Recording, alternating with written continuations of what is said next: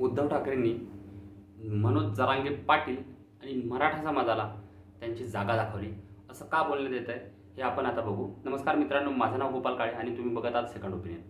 मित्रांनो, महाराष्ट्रामध्ये जे मराठा आरक्षण मोर्चाचे नेतृत्व करत आहेत ते म्हणजे मनोज जरांगे पाटील। मनोज जरांगे पाटील हे शरद पवारांचे पेरलेले हस्तक आहेत, म्हणजे शरद पवारांच्या मतीने म्हणजे शरद पवारांची बाजू ते ओढतात हे आपल्याला नेहमी विविध लोकांकडून आपल्याला ऐकायला मिळतं। आणि भरपूर सारे तथ्य असे आहेत ज्याच्यातून हे नक्कीच जाणवतं की मनोज जरांगे पाटील हे शरद पवारांची भाषा बोलतात। जे मराठा धनगर समाजाबद्दल एकीकरणाबद्दल असो किंवा मुस्लिम समाजाबद्दल आरक्षणाबद्दल असो, आणि जे पोलरायझेशन ऑफ वोटांचं करायचं आहे, मी परत एकदा सांगतो की सुप्रिया सुळे यांना मुख्यमंत्री करणं हेच शरद पवार साहेब यांचं अल्टिमेट ध्येय आहे। त्यांना महाराष्ट्राकडून काही नको। महाराष्ट्रामध्ये जातीय अराजकता किती पसरली, महाराष्ट्रामध्ये जातीयवाद, महाराष्ट्रामध्ये अराजकतेचे वातावरण किती पडले, त्याचा संबंध पवार साहेबांशी नाही। आणि तेच पवार साहेब मनोज जरांगे पाटील यांच्या खांद्यावर बंदूक ठेवून मराठा आरक्षणाचा जो मोर्चा आहे किंवा मराठा आरक्षणाचा मुद्दा आहे जो सतत तेलात किंवा त्याला म्हणतात आग लावून ठेवण्याचं काम जर कोणी करत असेल महाराष्ट्र राजकारणामध्ये तर ते शरद पवार हे करतात। यात खूप जणांनी असे या प्रकारचे वेगवेगळे दाखले दिले आहेत, ज्या प्रकारचे मनोज जरांगे भाषा करतात, ज्या प्रकारचे त्यांनी आरोप वेगवेगळ्या नेत्यांवरती लावले। आता नेमकी जी गोष्ट तुम्हाला रिसेंट जी गोष्ट झालेली माहिती आहे की महाराष्ट्रामध्ये मराठा समाजाची मागणी काय, तर महाराष्ट्रामध्ये मराठा समाजाची ही मागणी आहे की आम्हाला वेगळं आरक्षण नको। कारण की वेगळं आरक्षण याआधी देवेंद्र फडणवीसांनी 2017च्या जवळपास हे दिलं होतं, पण ते वेगळं आरक्षण सुप्रीम कोर्टामध्ये महाविकास आघाडी यांना टिकवता आलं नाही। जेव्हा देवेंद्र फडणवीस हे महाराष्ट्राचे मुख्यमंत्री होते तेव्हा त्यांनी मराठा समाजाला हे वेगळं आरक्षण देऊ केलं 10%, आणि वेगळं आरक्षण दिल्यानंतर हायकोर्टामध्ये बाजू मांडून हायकोर्टामध्ये मराठा समाज हा कसा मागासवर्गीय आहे हे दाखवून मराठा समाजाचं हे 10% आरक्षण हे हायकोर्टामध्ये देवेंद्र फडणवीस यांनी टिकून दाखवलं। पण 2019 मध्ये ज्यावेळेस देवेंद्र फडणवीस यांची सरकार गेली, म्हणजेच उद्धव ठाकरे यांच्या बैमानीमुळे किंवा उद्धव ठाकरे यांनी पाठीत खंजीर खूप असल्यामुळे जी 25 वर्ष चालत आलेली होती उद्धव ठाकरे यांनी तोडली आणि महाविकास आघाडीचे सरकार महाराष्ट्रामध्ये स्थापन झाले। आता महाराष्ट्रामध्ये महाविकास आघाडीचे सरकार स्थापन झाल्यानंतर मराठा रिझर्वेशन टिकवणं ही महत्त्वाची भूमिका ही देवेंद्र फडणवीस यांची नसून महाविकास आघाडी यांची झाली। म्हणजे उद्धव ठाकरे यांच्या नेतृत्वात जे महाविकास आघाडीचं सरकार बनलं होतं ज्यामध्ये उद्धव ठाकरे मुख्यमंत्री होते। हे सगळ्यांना माहिती आहे की घरघोषा मुख्यमंत्री, घरात बसून मुख्यमंत्री, पण त्यांनी 2.5 वर्ष चालवलं। वर्क फ्रॉम होम मुख्यमंत्री हे कशा प्रकारे होते सगळ्यांना माहिती आहे। इव्हन शेतकऱ्यांनी पण कसं वर्क फ्रॉम होम करावं याचे ट्युटोरियल्स हे उद्धव ठाकरे हे देत होते। त्यामुळे एवढे ग्रेट शेतकरी महाराष्ट्राला पहिल्यांदाच मिळाले। पण सोडा ते, कारण की मोठा समाज मागे असताना आणि मोठ्या प्रमाणावरती लोक उभे असताना आणि एका विशिष्ट पार्टीशी हेट्रेड लोकांचं वाढल्याने उद्धव ठाकरे सारखेच नेते समोर येऊ शकतात, आणि जे नेते येतात तेच नेते गळ्यात बांधून घेण्याची महाराष्ट्राला आता सवय झालेली आहे। कारण की महाराष्ट्र गेल्या 50 वर्षापासून एका मराठा नेता जाणता नेता याची उपमा देऊन महाराष्ट्र त्यांना शोषण करतोय। पण त्याच मराठा नेत्यांनी मराठा समाजाला आरक्षण देण्याची कधीही मागणी पूर्ण केलेली नाही। इव्हन मराठा समाजाचा सगळ्यात मोठा शत्रू किंवा सगळ्यात मोठा विरोधक जर कोणी असेल तर ते शरद पवार साहेब आहे। त्यांनी वेळोवेळी दाखवून दिलं, पण मराठा समाजाला हे बघायचं नाहीये, ही गोष्ट वेगळी। मित्रांनो, परत एकदा मुद्द्याकडे वळू की आज उद्धव ठाकरे यांनी मनोज जरांगे पाटील आणि मराठा समाजाला कशी जागा दाखवली किंवा कसा उद्धव ठाकरे यांनी त्यांचा चेहरा मराठा समाजाला दाखवला। मित्रांनो, जसं माहिती आहे की मराठा समाजाचे जे आरक्षणासाठी मोर्चे चालू आहेत आणि ज्या प्रकारची आरेरावी आणि शिवीगाळ भाषा मनोज जरांगे पाटील हे देवेंद्र फडणवीस बद्दल असतील किंवा प्रवीण दरेकर बद्दल असतील, प्रसाद लाड बद्दल असतील किंवा जेही बीजेपी मध्ये येणारे लीडर्स आहेत त्यांच्याबद्दल असतील, तर कशा प्रकारे वापरतात हे सगळ्यांना माहिती आहे। पण त्यांच्या तोंडातून ऊ सुद्धा निघत नाही जेव्हा उद्धव ठाकरे आणि शरद पवार यांचं नाव येतं। कारण की मनोज जरांगे पाटील यांची जी चाबी फिरवली आहे ती शरद पवारांनी चाबी फिरवली आहे, आणि ती चाबी फिरवल्यानंतर ती गाडी कुणीकडे वळवायची, त्यांचं तोंड कुणीकडे बोलण्यासाठी सोडायचं हे फक्त शरद पवार डिसाईड करू शकतात। हे मनोज जरांगे पाटील सुद्धा यांना अधिकार नाही आहे की ते त्यांनी डिसाईड करावं। आज उद्धव ठाकरे यांच्या घरासमोर मातोश्रीसमोर तुम्हाला माहिती असेल की मातोश्रीसमोर आज मराठा समाजाचा आंदोलनाचा मोर्चा केला आणि त्यांनी एकच डिमांड केली की उद्धव ठाकरे साहेब जे ओबीसीतून आरक्षण आम्हाला हवंय, की आम्हाला वेगळं आरक्षण नको, मराठा समाजाला हे ओबीसीतून आरक्षण हवंय, तर त्याच्यासाठी तुमचा पाठिंबा आहे की नाही। याच्यासाठी मराठा समाजाचे जे लोक होते किंवा मराठा समाजाचे जे कार्यकर्ते होते आरक्षणाची मागणी करणारे, ते उद्धव ठाकरेंकडे न्याय मागण्यासाठी गेले होते। उद्धव ठाकरेंचं पाठिंबा कशासाठी आहे ते मागण्यासाठी गेले होते।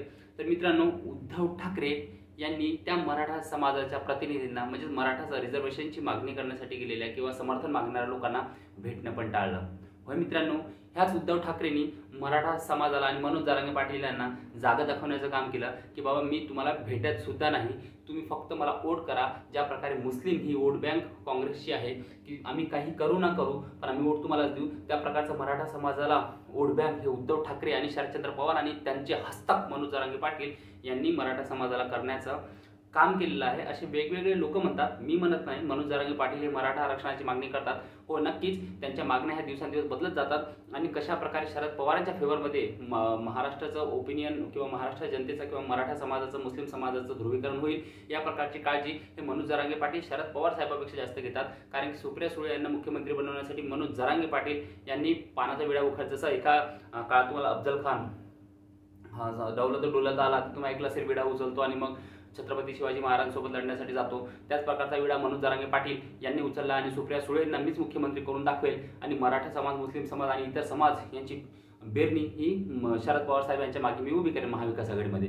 पण तेच महाविकास आघाडीचे लोक जेव्हा मनोज जरांगे पाटील त्यांना जागा दाखवतात की तुझी जागा काय आहे, तुझी आमच्यासमोर पद काय आहे, तुझी आमच्यासमोर उभा राहण्याची पद आहे की नाही, तेव्हा मित्रांनो कमाल वाटते की हा मराठा समाज ही गोष्ट कसं काय निग्लेक्ट करू शकतो की जेव्हा हेच मराठा समाजाचे प्रतिनिधी जेव्हा उद्धव ठाकरे साहेबांना समर्थन मागतात की ओबीसीतून आम्हाला रिझर्वेशन मिळावं याच्यासाठी तुम्ही समर्थन करता की नाही, तर त्या विरोधकांना किंवा त्या मोर्चा काढणाऱ्या लोकांना उद्धव ठाकरे साहेब भेटत पण नाही.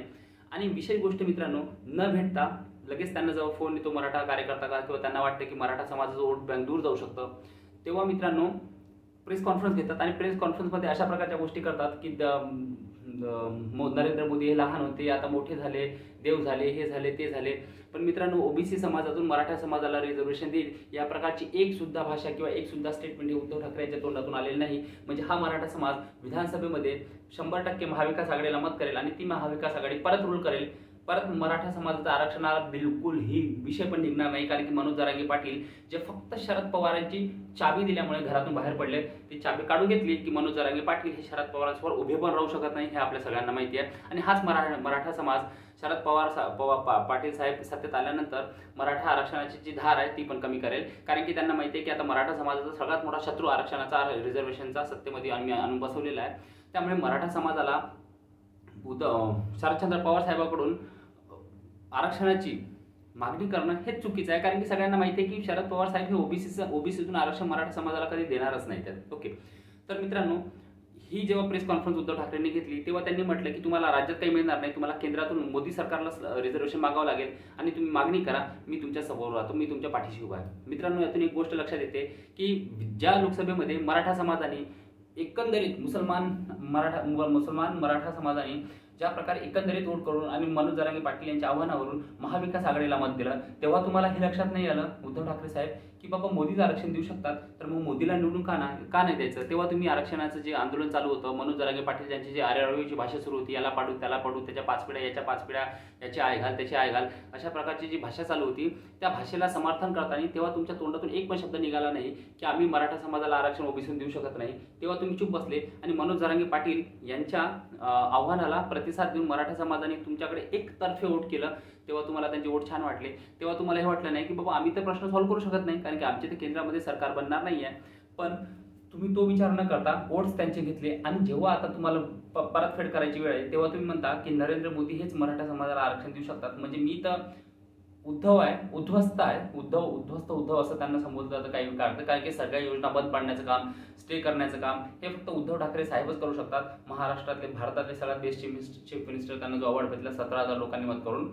तर मित्रांनो सांगण्याचं तात्पर्य हे की हा मराठा समाज आता उद्या शरद पवार साहेब यांच्या घरासमोर सुद्धा सिल्वर सुद्धा मोर्चा काढणार आहे आणि त्यांची काय मागणी आहे, त्यांचं मराठा समाजाला ओबीसीतून आरक्षण देण्याबद्दल सपोर्ट आहे की नाही हे बघण्याचा प्रयत्न करणार आहे. आता उद्या शरद पवार साहेब काय गुगली टाकतात हे आपल्याला पाहावं लागेल. पण मित्रांनो काँग्रेस लीडर्स असेल किंवा काही असेल ते एक गोष्ट म्हणतात की ओबीसी समाजातून आम्ही आरक्षण वेगळं मराठा समाजात देऊ किंवा ओबीसीतूनच आरक्षण आम्ही मराठा समाजाला देऊ अशा एक प्रकारचा शब्द वडेट्टीवार असेल किंवा नाना पटोले असेल किंवा काँग्रेसचे अजून कोणते लीडर असेल हा एक शब्द सुद्धा काढत नाही. आणि जे आरक्षण देतात त्यांच्या विरुद्ध मनोज जरांगे पाटील हे घराळ ओकत असतात, दिवस रात्र त्यांच्यावरती भुंकत असतात.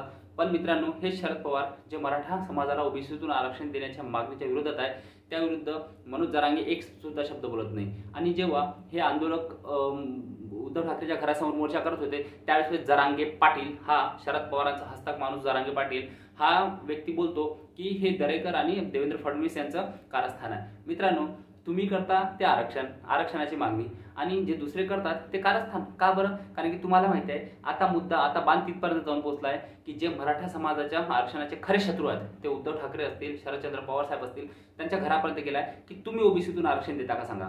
मित्रांनो, काही हो, शरद पवार साहेब ओबीसीतून आरक्षण मराठा समाजाला देतील नाही. ओबीसीतून तर सोडा हो, मराठा समाजाला कुठल्याच प्रकारचं आरक्षण शरद पवार देणार नाही. हे आज मी तुम्हाला लिहून देतो. मराठा समाजाचे सगळ्यात मोठे शत्रू जर आरक्षणाचे कोणी असेल तर ते शरदचंद्र पवार साहेब, जे 4 वेळा महाराष्ट्राचे मुख्यमंत्री होते, देशामध्ये डिफेन्स मिनिस्टर होते, देशामध्ये कृषी मंत्री 2 वेळेस होते, ज्यांचं सरकार केंद्रात आणि राज्यात गेल्या 20 वर्षापासून 10 वर्ष राज्यात तर 2004 पासून राज्यात 2004 पासून राज्यात तर 14 राज्यात आणि केंद्रात दोन्ही प्रकारचे सरकार तिथे त्यांचं होत असताना सुद्धा त्यांनी महाराष्ट्राचं मराठा समाजाचा आरक्षणाचा मुद्दा हा वेठीस नेला नाही, म्हणजे शेवटावर नेला नाही आणि मराठा समाजाला आरक्षण कसं नाही मिळणार याचीच काळजी ही शरद पवार साहेबांनी घेतली. मित्रांनो, तेच सांगतोय मी तुम्हाला परत की उद्धव ठाकरे यांनी जागा दाखवली की आम्ही वोट द्या, आम्ही इलेक्शन तुमच्या भरोशावरची जिंकू, आम्ही सगळं करू, पण आमच्याकडून आरक्षणाची अपेक्षा हे काही तुम्ही ठेवू नका. मनोज जरांगे पाटील ह्या गोष्टी तुम्हाला मान्य आहे का हे तुम्ही सांगा. आणि मराठा समाजाला हे जे काही तुम्ही गंडवणं सुरू केलं आहे, मराठा समाजाचा जे वापर करणं तुम्ही सुरू आहे, शरद पवारचे हस्तक असल्याचा दावा तुमच्या वारंवार केला जातो. कशा प्रकारच्या तुमच्या सोबतच्याच लोकांनी 100 करोड 200 करोड 2 करोडच्या गाडीत फिरतो का तू आणि मराठा समाजाला आरक्षणाची मागणी करतो की गेल्या 1 वर्षापासून 2 करोडच्या गाडीमध्ये मनोज जरांगे पाटील फिरतात, त्यांच्यावरती जेसीबीनी वर्षावृष्टी होते आणि कुठले गरीब कशाचं आरक्षण आलं हो?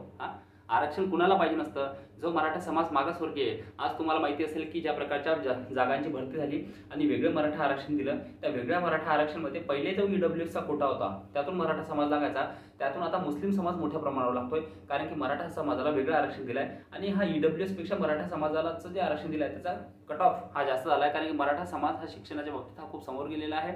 सोशली मराठा समाज कुठपर्यंत हे माहिती नाही, पण सोशली दृष्ट्या आणि पॉलिटिकली दृष्ट्या मराठा समाज हा अजूनही महाराष्ट्रामध्ये डॉमिनंट आहे. जवळपास 288 पैकी 140 आमदार हे एकट्या मराठा समाजाचे बसतात.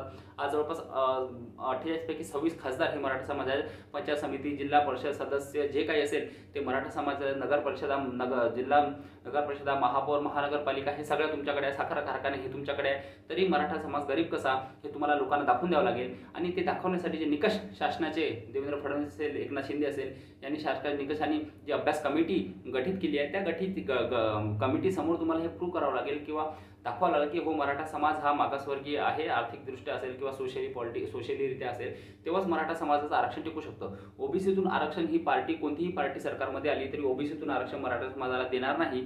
त्यामुळे मनोज जरांगे पाटील हे जे तुमचं नाटक चाललंय विधानसभेपर्यंत चालू द्या, तुम्हाला बेस्ट ऑफ लक. आणि शरद पवार आणि सुप्रियाताईंना मुख्यमंत्री बनवण्याचं जे तुमचं स्वप्न पूर्ण आहे आणि खांडवलं तो डुलत आला हे गाणं तुम्ही ऐकलं असेल, तो विडा जो तुम्ही उचलला तो विडा तुमचा पूर्ण हो तुम्हाला शुभेच्छा देतो आणि हा व्हिडिओ इथे संपवतो. प्लीज माझ्या व्हिडिओला लाईक, शेअर आणि सबस्क्राईब करा आणि तुमचं मत कमेंट बॉक्समध्ये कळवा. थँक्यू.